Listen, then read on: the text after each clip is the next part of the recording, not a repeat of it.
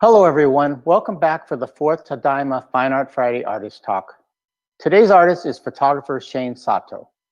But before I introduce him, I'd like to talk about the annual camp pilgrimages. Tadaima was created because the COVID-19 pandemic forced all of this year's pilgrimages to be canceled. While it's been great to see all the participants, both the presenters and the viewers, there is nothing like actually going to a pilgrimage to the site. To meet new people, to see old friends, and to hear from the people who survived the camps. In fact, many of the people involved in bringing you to Tadaima met one another at a pilgrimage. One such meeting of mine was with today's artist. I met Shane at the 2018 Minidoga pilgrimage. This was soon after his book, The Go for Broke Spirit, was released. I had seen the book at my father's house. I was taken aback by the photos of the men and their stories. As a former photography professor, one of the things I tried to communicate with my students was that it is easy to capture what the person looks like. It is hard to create a portrait to give the viewer a sense of who the person is. What makes them an individual is most important. By doing so, the viewer will develop a memorable connection to that person. Shane's photos do just that. I can see the pride, the humility, the honor, and unfortunately, the sadness in their faces. He got me to want to know what they were thinking when that photo was being taken. Shane Sato spent most of his career working in publicity and advertising in the United States and Asia. He has worked in many aspects in the Asian American community, photographing for movies, magazines, and events for over 30 years. He's been photographing portraits of Japanese American World War II Nisei veterans since 2000, starting with the Go for Broke series, and has been working with oral historian Robert Horsting to further tell the stories of the World War II veterans, as well as veterans from subsequent wars. The portraits and stories of these men were published in the books The Go for Broke Spirit, Portraits in Courage, Volume 1, and The Go for Broke Spirit, Portraits of Legacy, Volume 2. It is my pleasure to introduce Shane Sato. Hey, John, thanks a lot. What a great intro. I want to thank Tadaima for allowing me to come on the program. It means a lot to me because my family, the Yasudis, were at Horsting, and to talk about the camps and share these stories about the veterans is very important to me. So I've been taking these photos for the past 20 years, and it's been a long journey. I've taken photos from Los Angeles to Hawaii to Seattle to Chicago, and it's been a very exciting time. And it finally come to fruition with the set of 2 books. So I'd like to share a video with you right now that kind of gives you an overview of what we've been doing, as well as the stories about the Nisei veterans. So take a look. I've been working on this project for the past 20 years. It's probably the hardest thing I'll ever do in my life. For me, this project is to help other families to talk like my family never had the chance to. Good. And nice smile again. If a picture is worth 1,000 words, then Shane Sato's are for words never spoken. Look at you. Yep. Look at me. Good. Okay, Shig, you're looking right here. A little more. Good. For years, he's been taking portraits of World War II veterans from the famous 442nd Regimental Combat Team, the 100th Battalion, and the Military Intelligence Service. Those Japanese American troops who courageously fought for the same country that had imprisoned many of them and their loved ones. And while most of us have heard their stories, their families have not. My family, we never spoke very much. We didn't talk. My mom's side, I knew they went to camp. My mom would always say, oh, it's not a big deal. I was young. It didn't bother me too much. My dad would just not really say much. You know, as a kid, I started to believe that. I thought, oh, okay, It wasn't that important. History is not important. History was lost on Shane. You see, after the war, it was common for the next generation of Asian Americans to assimilate, to blend in at all costs. Your friends, as they board the bus to leave the center, are going to new experiences and to a better way of living. I didn't think of myself as Japanese. I just thought of myself as American. I thought that every kid ate Swanson TV dinners and chicken pot pies. I do remember when I was in about the 4th or 5th grade, I was doing a school report on Japan. The teacher said, Japanese, it's too many syllables, so just abbreviate it to Jap. I brought that paper home to my mom, and she looked at it, and she was really mad, and I couldn't figure it out. So I asked her, Mom, why are you so mad? It's just Jap. It's just a very bad word. You should never say that, nor should it ever be taught. And I said, why? What's wrong with Jap? Why can't I say it? Jap, Jap, Jap, Jap, Jap. And she just went ballistic and said, that's what they said. That's what they called us when they took us away to camp. And I remember my focus changed then, and I said, camp? What's camp? How come I didn't get to go to camp? And she said, you don't want to go to camp. So when an opportunity to photograph these fading heroes arose, Shane took a chance. Over time, he noticed a change in himself. The more pictures he took, the more he understood his family's struggle for acceptance in America. History finally began to weigh on him. For me, it really strikes a chord because their story and the history is part of my family. To have to prove that they were loyal Americans to a country who actually put them in prison just because they were Japanese. Could I do that? And I have to say, I don't know if I could do that. What's special about this book is that the pictures are mixed with those unspoken words, those stories and emotions many of the veterans kept just to themselves until now.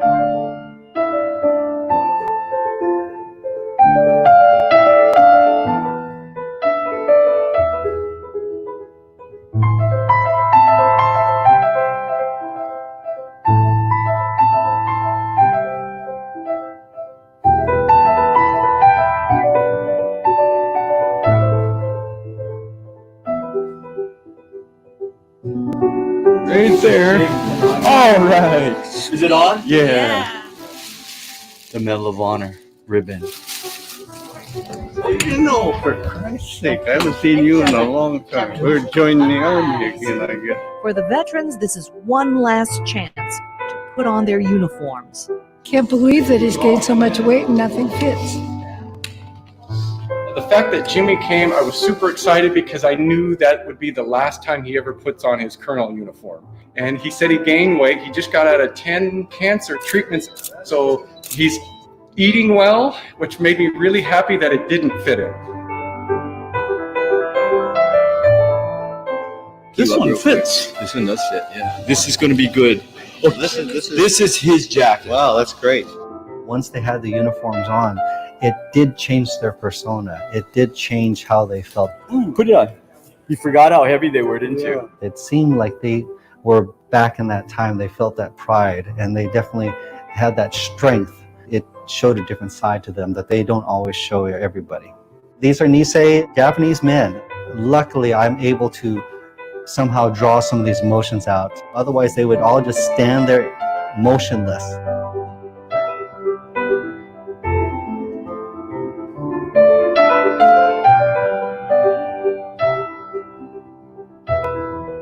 Pull that in through there. We were up to his room, and I said, well, that's a Class B uniform. You can wear that. He says, yeah. I think he was real proud to put it on.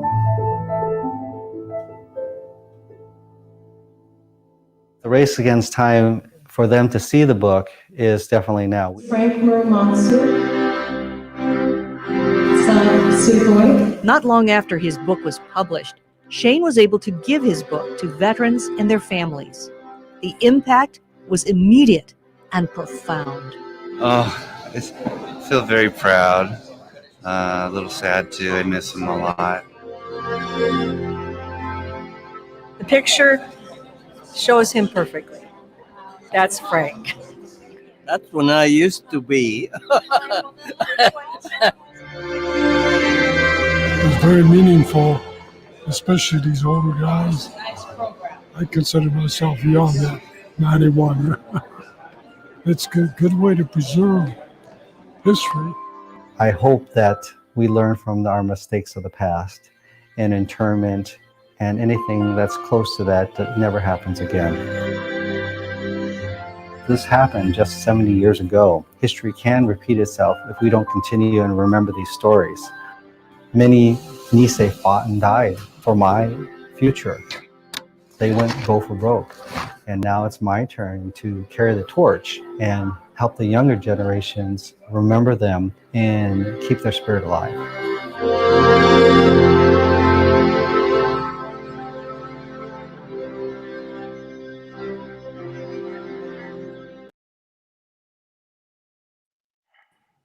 Wow. You know, Shane, every time I see that video, it still gets to me. It's so powerful. And you know, I've had the pleasure of actually, since we have both your books, to be able to look through them and just see in their face, just see their stories, and it's just phenomenal. And so, first off, thank you for doing the project. I know as a photographer, when you work on long projects, it's both rewarding and frustrating, and I imagine that the rewards have just been incredible.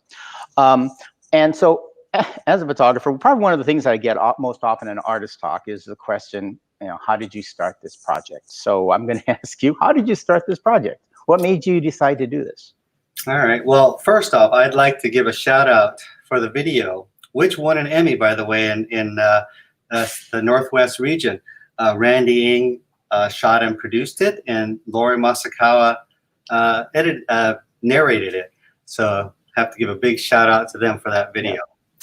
So I started this project over 20 years ago, not really knowing what I wanted to do. I spent a lot of time doing publicity and advertising here in Los Angeles. And during that time, obviously, there was not a lot of Asian role models. There was not a lot of good publicity for Asians that I saw on the media. And so I tried to change that by doing my own personal art, which was I did a series of Asian American actors. And then I started to photograph other things that I liked, as well as these veterans. So I started to do a project probably around 1999. And then around 1999, we first decided that we're going to start taking some photos of the veterans. And at that time, they wanted to wear their white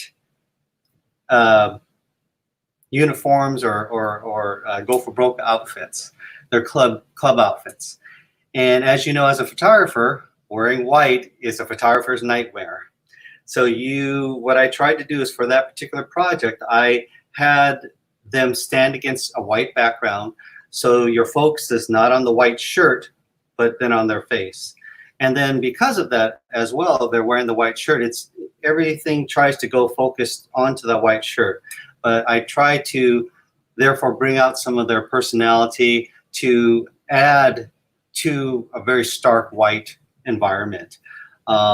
We photographed in Los Angeles, Seattle, and Honolulu over the next 3 years. And I think I got maybe 50 portraits, maybe 60 at that time. And it was probably the most anyone's ever photographed the Nisei veterans. It was probably finished around end of 2000, something like that. Yeah. So when you were working on this project, were there any unforeseen difficulties, any issues that came up that you really had not expected? Well, I was a much younger photographer then, and I thought, oh, everyone's just going to jump at this chance and want to participate and take their picture. And I should have known from my own family experience that a lot of these men didn't want their picture taken. I was lucky when I first started this project for that particular project with the white background. All those veterans were found for me. And so a lot of those ones were gotten from me in different areas. So it was something that was already planned for me. So that was much easier. As I continued the project in 2005 or 2006, and I started to personally ask them myself, that's when it became much more difficult.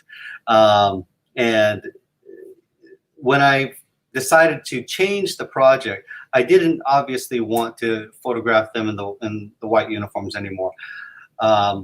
People did not know who they were. They didn't know what Go for Broke meant. And so I really wanted to, if I continue that project, I really wanted to show other people, not just Japanese people, who the Nisei were, who these veterans were, and what Go for Broke meant. So I decided to try and photograph them in their own clothes. When I did that in 2005, showed some people, and then they looked at it and they go, oh, you know, what a nice grandpa, or, you know, who's that, you know, old, very cute man or something, you know, their old, their own plaid shirts or members only jackets or something like that. It just didn't resonate for what I wanted to do.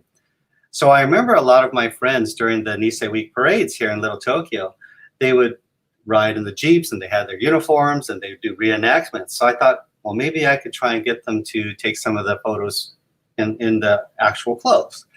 When I did that, I was able to get a much different reaction from the people I showed it to. Now they understood that these were men from World War II and that they fought in the war. However, they still did not, many did not know who Go for Broke was or who these veterans were. So, you know, we've been working with Robert Horsting on doing oral history and video taping these men. Is this a result of that, of part of the educational part of your project to give them more of an insight, or was it just more to get in their voice, get more information about them out? Well, Robert is our historian, so he's the one that really does the history and follows up on that. I am the photographer, and I really try and get the visual aspect and try and get the stories that I particularly want. Robert does his own videos for various subjects, and not only did he do it for himself, but he also did it for the Go for Broke National Education Center, and he also did it for his own personal work. Those same interviews, if I did take the photograph of the men, we did use a lot of those same interviews for the book, as well as the new videos and personal interviews that I conducted myself, and the stories that we wrote together for the book. So in the book, there's probably about, Robert and I have about an equal share in the stories. We'd have different styles, but we really try and bring a personal aspect to each of the veterans whenever possible. Okay, great. So where have, like, as far as the show goes, where has this been shown so far? Well, Oahu, Maui, San Jose, which it's still there, but it's unfortunately closed because we can't be there. Colorado, right here at JACCC last year, along with a portrait of your dad that we did along with the War Memorial Court, and that was a very interesting show as well. But yeah, we had other places already planned this year, but unfortunately they are all postponed. Yeah, that's working in a museum. I know it's terrible, but hopefully that we'll be able to pick up where we left off once we can start getting outside. So I think the most intriguing part to me in the camp experience has been the fact that the story of the people in the 442nd coming out of the camps and leaving behind their family and their friends behind the barbed wire to go and fight for this country that has imprisoned their family and friends. And so I was wondering, were there any interesting stories that the vets had about that? Did they relate that feeling towards you at all? You know, there's always been different kind of stories, but a lot of them did not talk about camp with me, or how they had to leave. We heard a lot of stories from about the 100th, who obviously didn't have to go to camp. my parents. For some reason, the veterans or the people that I've experienced that have gone to camp, they really want to cut out that part of their lives. They talk about when you ask them, but they really kind of dodge that question, at least in the ones that I've done. I do know that a lot of them came out of all the camps, especially Minidoka. My family was from Hawaii, so they didn't have to go to camp on my dad's side, but my uncles fought in the 100th, and so they came over from Maui and Oahu. But I just can't imagine. I always ask this question. I don't know if my family was in prison, if I could fight for that country. I just don't know if I could. Yeah, I feel the same way. It's just really, it's amazing. So, was wondering, what was for you one of your most memorable shoots? Well, there obviously is a lot of memorable shoots, but I think one of the more recent ones that we did in 2019 really strikes a chord. It was a veteran that we photographed when we went to Denver, Colorado, and his name was Dick Momey. Unfortunately, he just passed away a few months ago. But that portrait, I remember, and maybe we can get that one up now, was done in a church. And as we know, Colorado is very cold, and it was December. And the heater happened to break, of course, that same week that we arrived. So it was very cold in there. And like I said, a lot of the veterans not always are real excited to participate at first because they don't know what everything is all about. And here's Dick. And he wasn't one of those ones that really didn't want to be there. I was in another room doing another photo shoot with another veteran, and he's like apparently causing trouble with some of the other ladies who are trying to keep him there. And he's saying, why am I here? It's cold. Let me get out of here, and things like that. And one of the ladies comes running into the room and says, Shane, you better come over right away because this guy wants to get out now. He's going to escape. And so, okay, put down my camera. I walked over there and I started to talk to him, and he's like, what do you mean I have to put on this uniform and this and that, and nobody told me.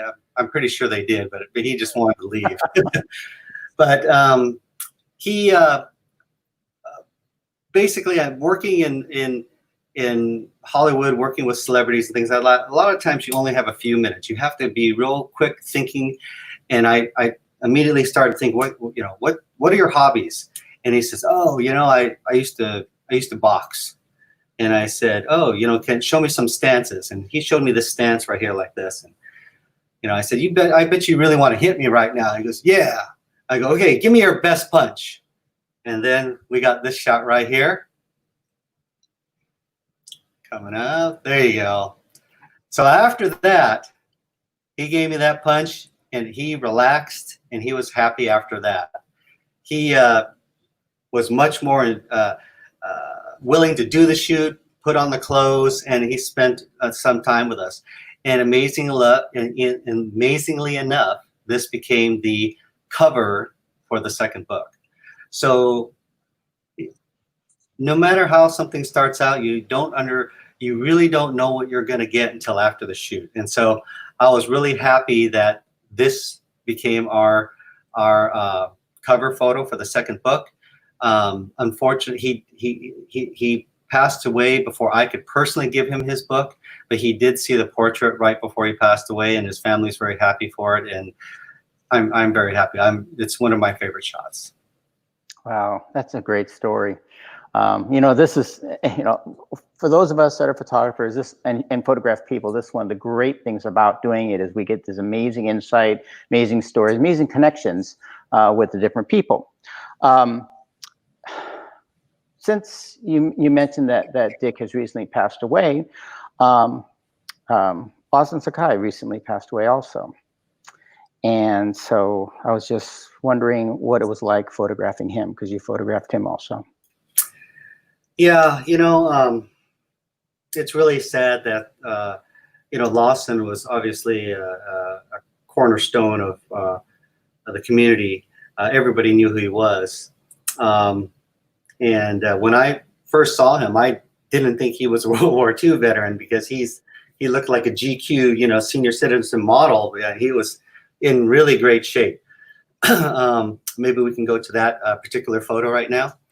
That is not it, but it's I met Lawson. This is it right here, and you can see the obvious good looks right here, and he had no problem putting on the uniform, and it fit him well, and he obviously looks great in it. He is actually in the main part of the room in San Jose because that's where he is from. I just wanted to share that last year I had the opportunity to go to France on one of the last pilgrimage to see the areas where they fought in France, and Lawson was there kind of telling us about it, going through the different memorials, the city and the mayor and everyone came up to him. My wife speaks French, and so there was one lady that grabbed my wife off to the side and told her in French that she really wanted to thank Lawson, and because she felt that she's one of the last people to be there from that time. And she really made it a point to be there so she can personally thank Lawson. And that was very touching to see that happen. So it was a great honor to be there in France with Lawson. I'll never forget it. And we just unfortunately lost him, but I'll never forget all that time when we spent out there in France. Wow. Yeah, that's amazing. Here at the museum, we're working on a project, which I'm not going to go too much into, but involved a long interview with Lawson, and it'd be exciting when that finally comes out. Another photograph you have of is with Wat Misaka. And I'm glad you had the basketball because that is what he's famous for. But many of our viewers may not know the story of Wat and how important he was to athletics in America and to the Japanese American community. Yes, I rarely like to use props, but for Wat, I just had to do it. He was the only one that I usually, for myself, it was very difficult for me to go just to photograph one veteran in an area. But Wat, I obviously made an exception for because I felt he was so important. The community is small and tight, but my family, my dad had a bowling supply. And so I always said that there's three things that all JAs do, being Sansei: played basketball, went fishing, and we bowled. That's mostly the Nisei, but we were all doing those things growing up. My dad had a bowling supply, and so they would travel to different areas at the Jamba tournaments to go to bowl in these tournaments. And so everyone knew Wat, not as a basketball player, but as a bowler. So he's actually in the Janum Hall of Fame as a bowler because he was one of the ones who really started the Janba, and one of the pioneers, I guess. It's obviously before my generation when I bowled, but it's amazing that not a lot of people knew that bowling with him all these years, know that he was one of the that he played basketball. He played on the Knicks. He was the first person of color to play in what would become the NBA. All these things, because he was so humble. He never would talk about. He would never share that. And so, later on, obviously people would know and come up to him and sign autographs. And I have that basketball right there signed by him now, and it's one of my treasures. He was very humble. He was great to be with. We had our show in with the Go for Broke National Education Center in Utah sometime last year, right before he passed away. And so it was one of the last times, I think it was the last time I saw Watt, and we were able to take a portrait with him standing next to his portrait in the library. And that was really nice. But his life is amazing. And I hope to keep telling that story. Yeah. Was it hard to get him to talk about himself, or once he got going, then it got easier? Once he got going, it got easier, but he would never mention it. You would never know. I mean, obviously he's, 5'7", you say, oh, look at this. And he played on the Knicks. You would just, not believe that. And so, yeah, I always use that as one of my trivia questions that I always win at. Okay. So what would be what you consider be one of your favorite shot of this whole series? I know it's hard. It's like picking, favorite kid, but what might be your favorite? Well, I try to be artistic with the photos that I do. And I know that these are portraits. I know that they're representing of the Nisei soldiers, but whenever possible, I try and sneak one in there that I feel is kind of a little bit more artsy, if you will. And this is Mas Suida. And if we can go to his portrait, this is a sepia tone print. What I really liked about Mas is his story is that he's a fisherman, commercial fisherman. And I don't know if you have any family members, maybe from back in the day with fish camp in San Pedro, but this is hard work. And so their hands are always working. They're working the nets, they're out in the sea. This deadliest catch is really what's going on with them. And a lot of the Japanese men, that's how they made their living, is by going fishing. And by going fishing every day, you could see the ruggedness in their body and their demeanor. This guy, he was a tough guy. And I really wanted to show his hands and the quietness of his body. So I just had him clasp his fingers like this, and he, put his hands in there, and I just asked him, just relax and close your eyes. And that's what he did. And I really think I got a nice somber moment with him. It is definitely one of my favorite shots, showing the strength of his hands as well as the relax and calmness of his face. I think even just little details like the droop of the shoulder, and it just adds to that.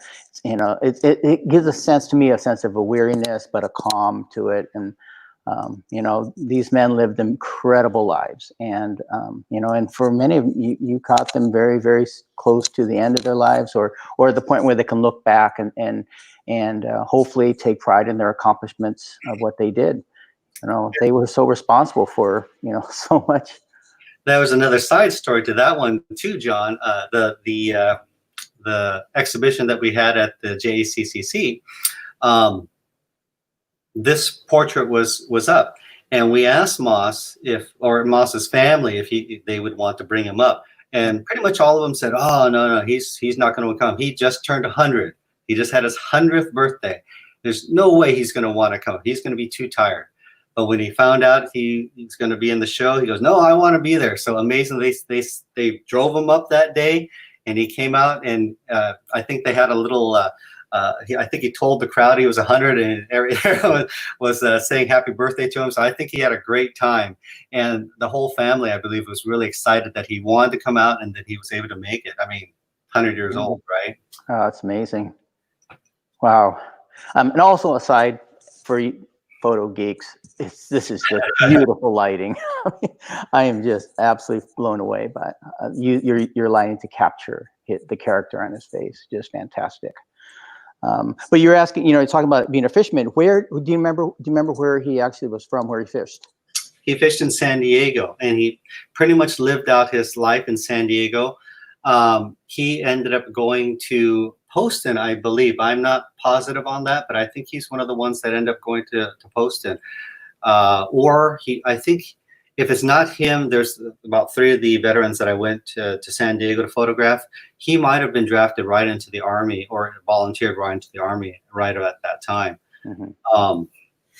Sorry if my memory not always there, but he is definitely one of the, he has a definite character about him. Yeah. And by the way, I did want to say something about lighting. Okay. I am going to be on my website, on my Instagram, I am kind of talking about how I did some of the lighting, how I did some of the shots, as well as some of the interviews that I did, and Robert, when we did these photos and stories. So if they are interested, they can look me up at shanesato.com, and they can find out more information there on our Instagram and Facebook. But for Moss, I have a funny story too. I'll have stories with all these guys, but we went down and photographed 3 of the veterans at a house, and they were expecting us.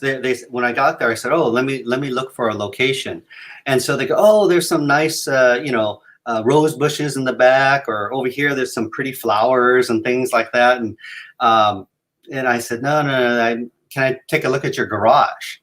And the owner kind of looked kind of in shock, right? She's like, "The garage, it's full of junk, And I said, "Yeah, but I think the light is good right now." So we opened up the garage, and sure enough, the light was very soft.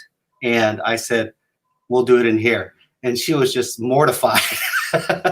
But then when she realized we put a backdrop in, and we have some of the shoot on there, so you can kind of see the behind the scenes. But it's pretty funny.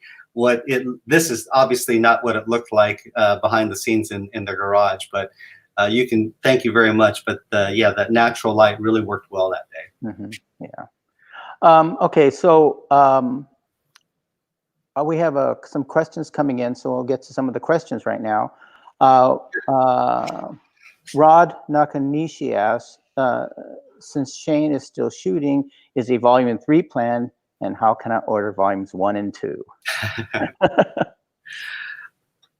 Unfortunately, I don't think there's going to be a volume 3. I do have some remaining portraits, but for the most part, we were able to get in 160 portraits in volumes 1 and 2.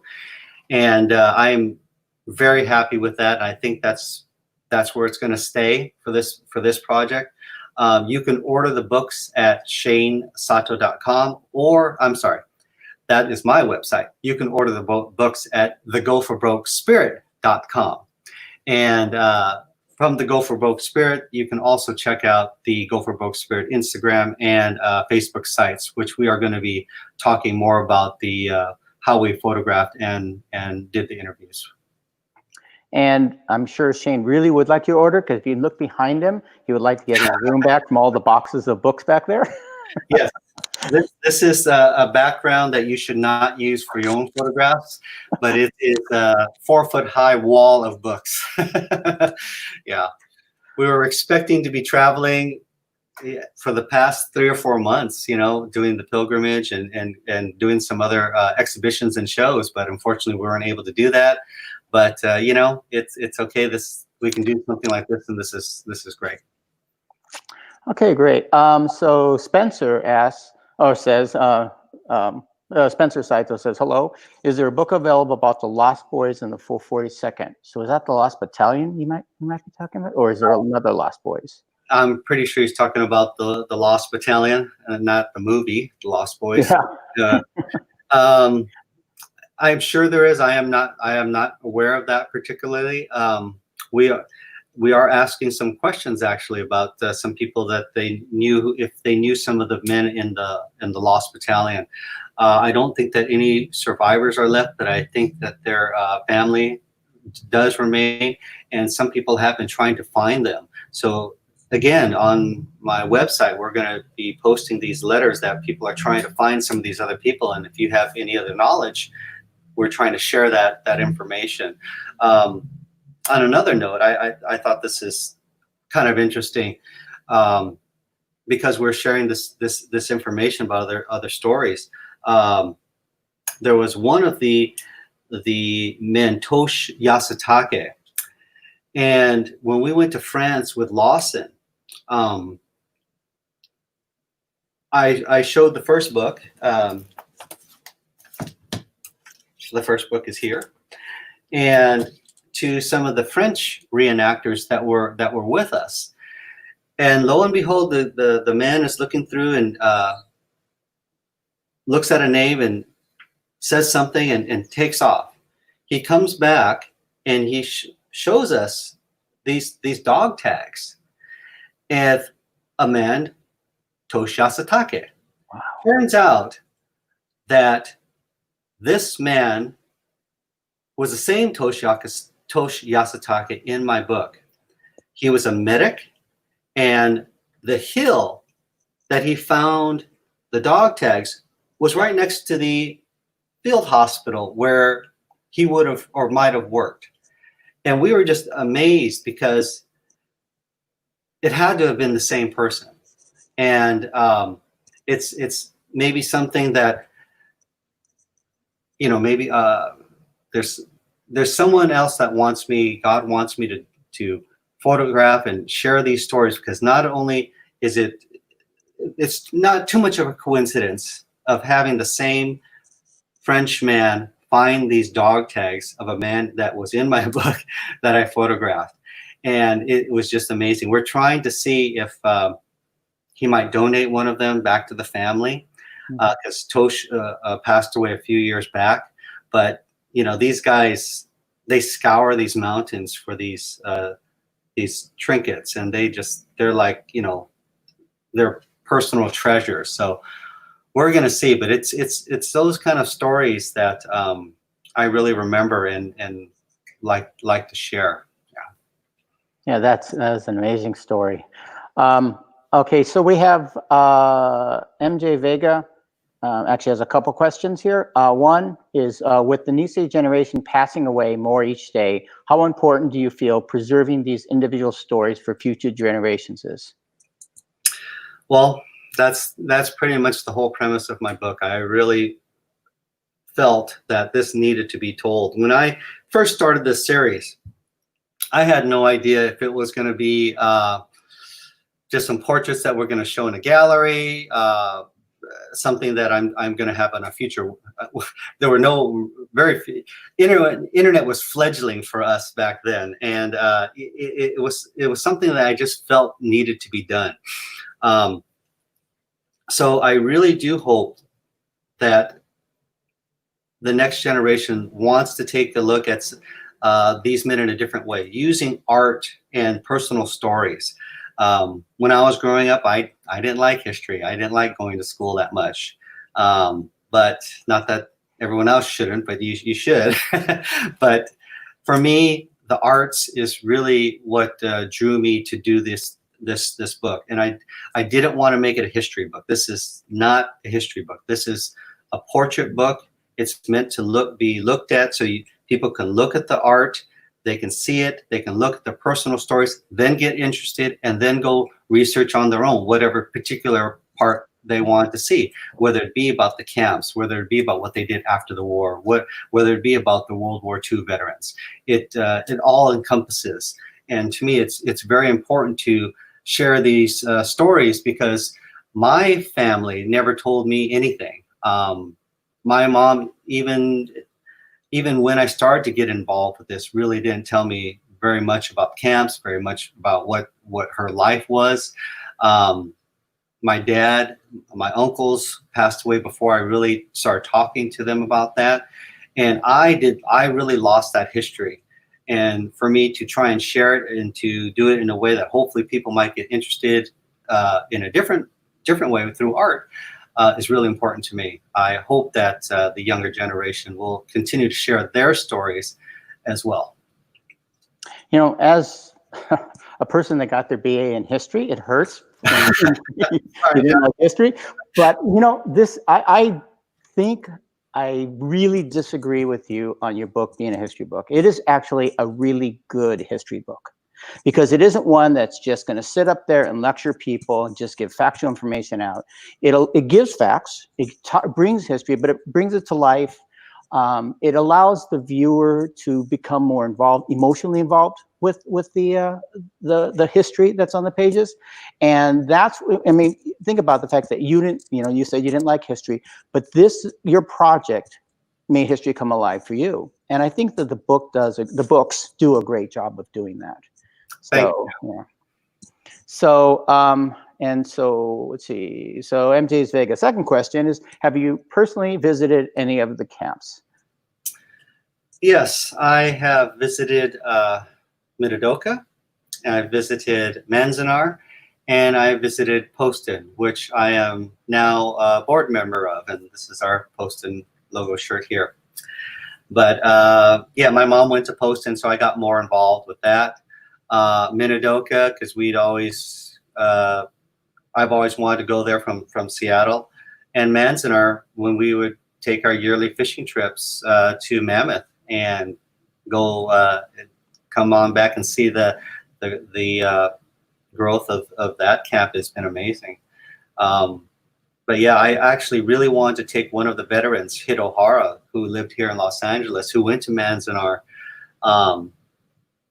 He said he never went back, and I was unfortunate if I was not able to take him, but it was something that I think he would have enjoyed. I wish my mom was able to go to Poston, but she never really talked about it, even when she went. So, yeah. Wow. Yeah, my mom also was at Poston. She was at Poston too, and so one year, my younger sister and I got to take her to Poston. It was just it was supposed to be a one-day road trip that turned into a two-day road trip, and just decided to go see Poston. And I'd already been there, so I could find it and we could show. And so it was an amazing thing to do with her. So yeah, and I mentioned in my intro that actually I met Shane at the 2018 Minidoka pilgrimage, and I think it was actually may have been before the dinner, the big blowout dinner. Mm-hmm. Turf Club, and somebody had said, that's Shane Sato. He's the guy that did the Go for Book book. And I thought, I've never seen the book. I thought, I've got to meet this guy. And so, really what I want to encourage people to do, it's if you have the opportunity, try to go to pilgrimages. Many of the camps now have them every year. And some of them are one-day affairs. Some of them are basically 4-day affairs. And especially the longer ones are great sources of meeting people, of finding more information. You can find information, a lot of people find information about their family that they didn't get from the family because the grandparents have passed away or great-grands have passed away. But there are people there that can help fill in some of the gaps. And for younger people, I think it's just a great opportunity to learn a little bit more about the family. Okay, we have Ken Mochizuki. Shane, do portrait photographers also have to be good psychologists to get the shot you want from the subject? Did being GA help in working with the Nisei vets?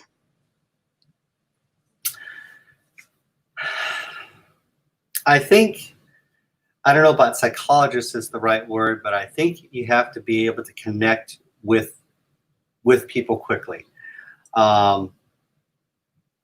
I don't know if being JA helped. I think just my personality of trying to be energetic and outgoing when I'm doing a shoot is important.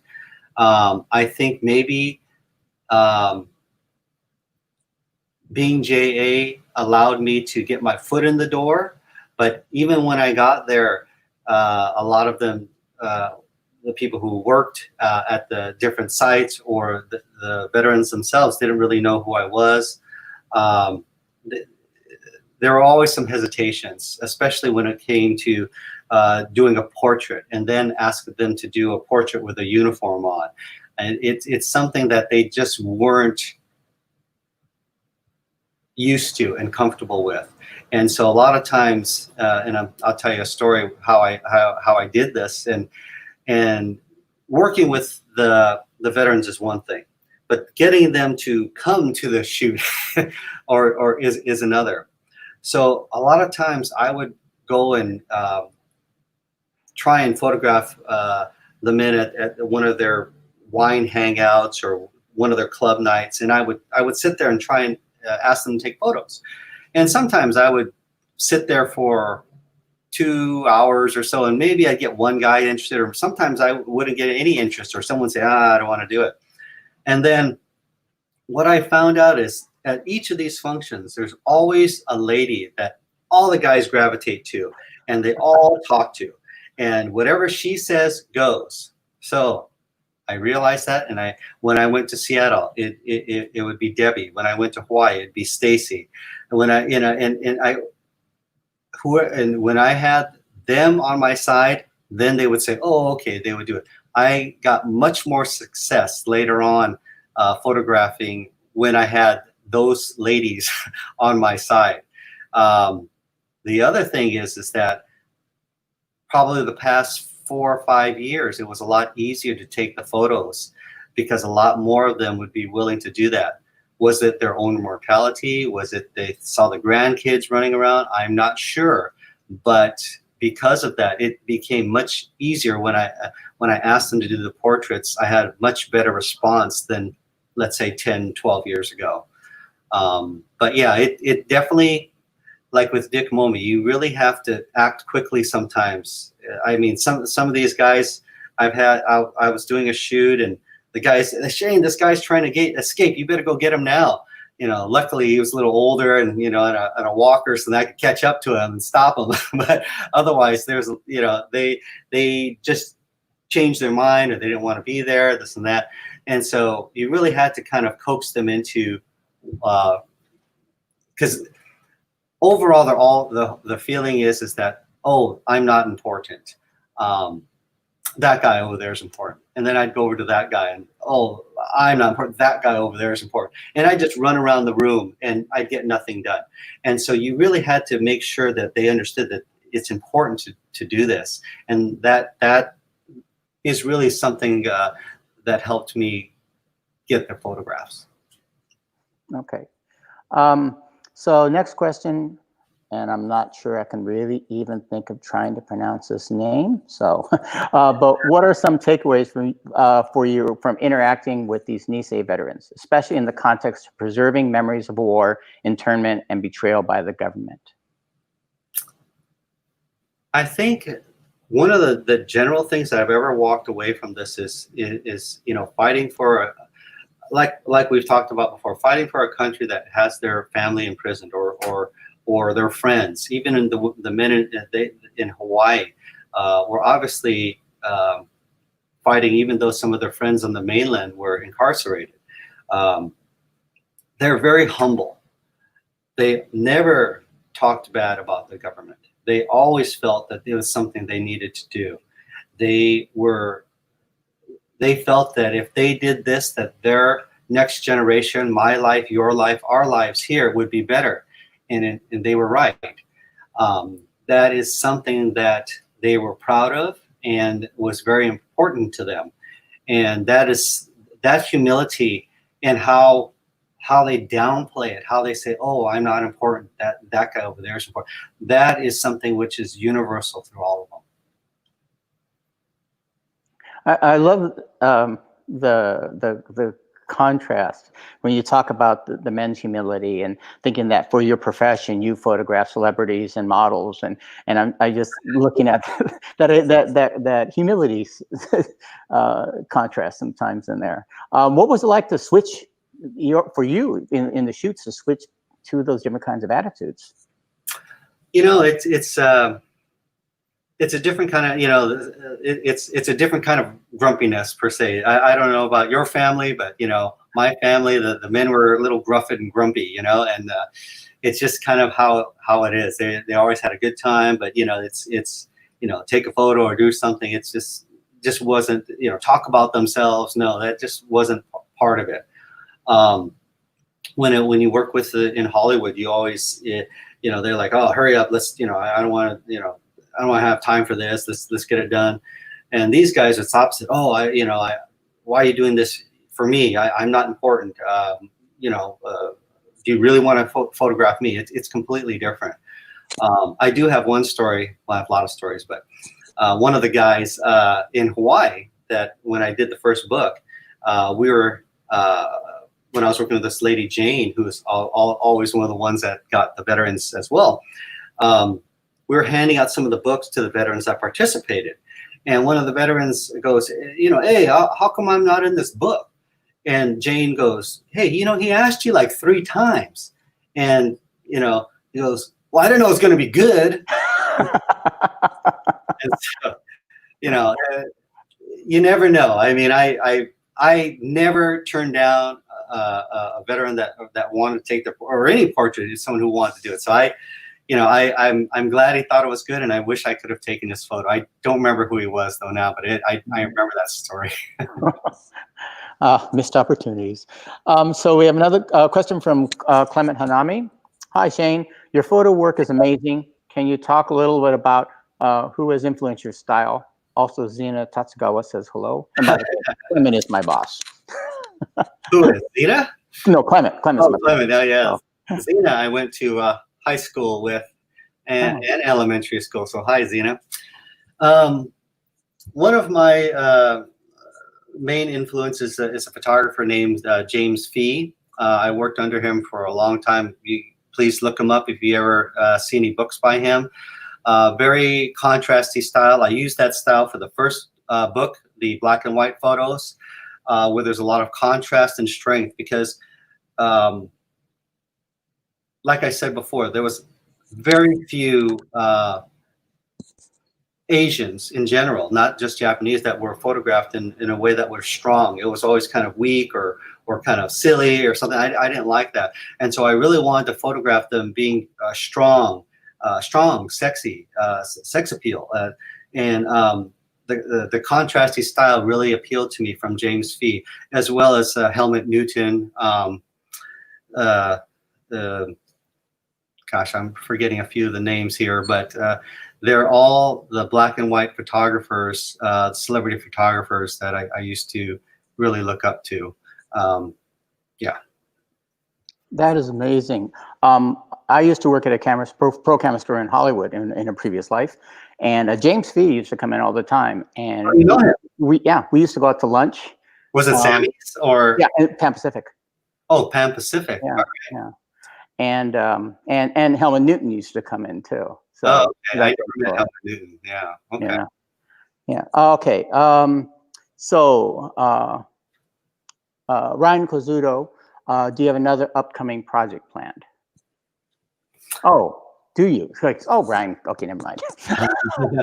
We need spaces in these things. Well, I think, unfortunately, my only project this year was to really go and travel and do the exhibition with the books. We had a good footing with that this year, but unfortunately, as we all know, that's gone away. I'd like to get rid of some of this stuff in the background here so we can have a living room to enjoy again. But in the meantime, I think my next project is really trying to get the work in exhibitions, to have different shows and to do more talks. So if anybody has any areas that think that may benefit a talk with this book, please let me know, because I really love to share these stories and have question and answer sessions just as this. Oh, great. Okay, we have a couple more questions. Another one by MJ Vega.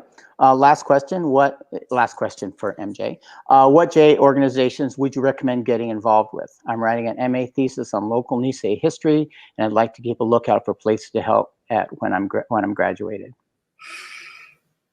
Well, obviously, there's the NBC in Seattle, the NBN in Washington. There's also the Maui Nisei Vets for Hawaii.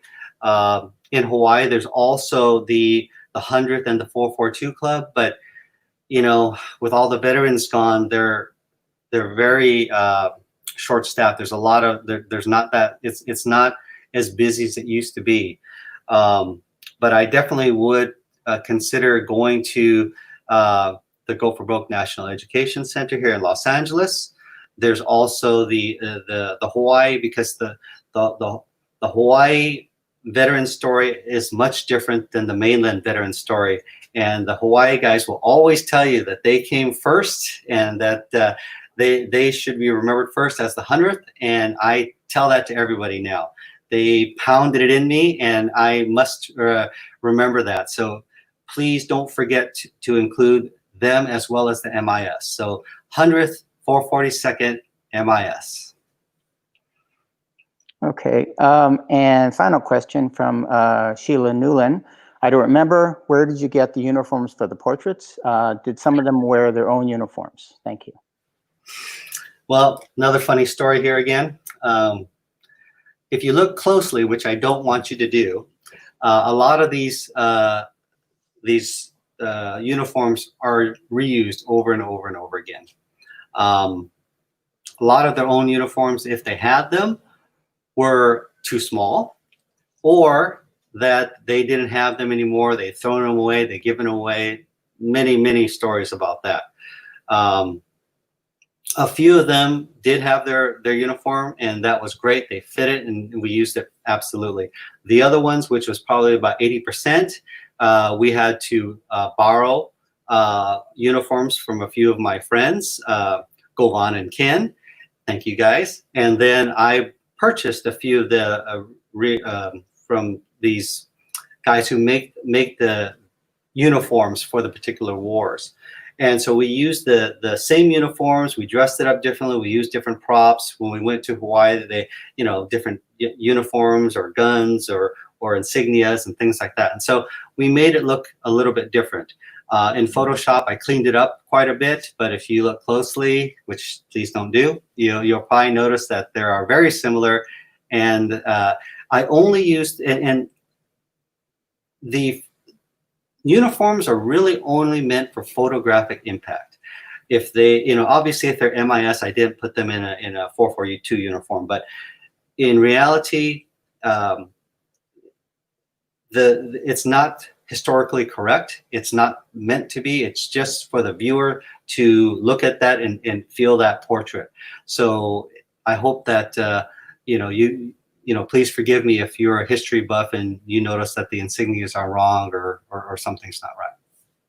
Okay, so are you still actively trying to get venues to take your show to, or is there just a long line now that it's not something you're really worried about right now? No, I'm absolutely looking for different venues to show it to. And, obviously it's great to show to all the Japanese American venues, but I also would like to take this show to other areas. I was really excited to take it to Utah and Idaho, because there are places where they did not know the story. And so I really like to share this story with people who do not know about it, and share the stories of these men and of the camps and the JA experience. So yes, I'm actively looking for any places that would be interested. Cool. So everybody who wants to know about, contact Shane on his website.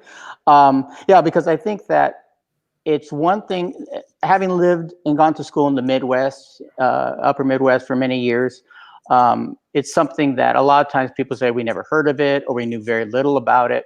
And even then you learn it in this purely academic way. And I think that your show would help them understand these people at a more personal level, and maybe understand what they did, not as something being told to them, but they actually could feel it from your photographs. So hopefully, it will go around the country.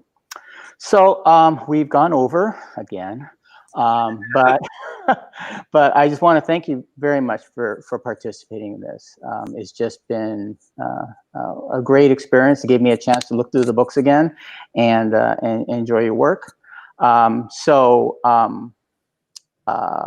thank you very much. And thank you, John. I want to thank everyone here who participated and watched at Tadaima. And John, it was great meeting you a couple years ago. We've been running into each other even more and more since you're now at the museum here in Little Tokyo. I hope that people will look at the books and will be inspired to do more get more interested in the 100th and 442nd and MIS. It is a very important piece of history that not a lot of people know about. And it's something that is very important to me, and I hope to continue to share it.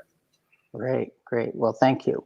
And so next week we have two artists. We have Naomi Shintani. Some of you may know her as Judy Shintani, and Lillian Blakey, who's a Canadian artist.